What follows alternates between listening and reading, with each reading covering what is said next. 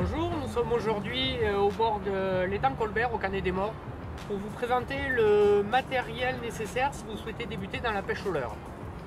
Alors tout d'abord, je vous conseille une canne d'une longueur de 2,40 m et d'une puissance de 10 à 30 grammes. Cette longueur ainsi que cette plage de puissance vous permettra d'utiliser la majorité des leurres que vous trouverez dans le commerce pour la recherche des poissons carnassiers.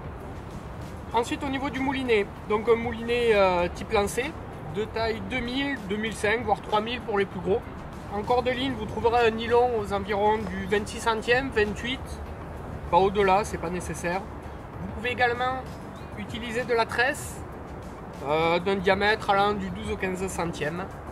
Et au bout, donc j'ai tout simplement relié un émerillon à agrafe qui me permettra de relier les différents leurres. Comme petit matériel, une sacoche en bas de boulière. D'un côté, donc dans ma sacoche, des ciseaux pinces qui vont vous permettre donc de couper votre fil ou de décrocher un poisson avec l'embout équipé d'une pince. Quelques agrafes ou émerillons pour relier mes leurres. Des bas de ligne acier, donc ça c'est quand on pêche sur un plan d'eau où le brochet est bien présent, je vous conseille d'utiliser un bas de ligne acier car le brochet a des dents tranchantes. Donc on reliera un petit bas de ligne acier avant le leurre pour éviter de se faire couper en cas d'attaque. Donc nous allons voir maintenant un petit peu les différents types de leurres que vous pouvez utiliser pour débuter à la pêche au lancer. Au niveau des leurres souples, vous pouvez utiliser des leurres de type shad équipés d'une tête plombée.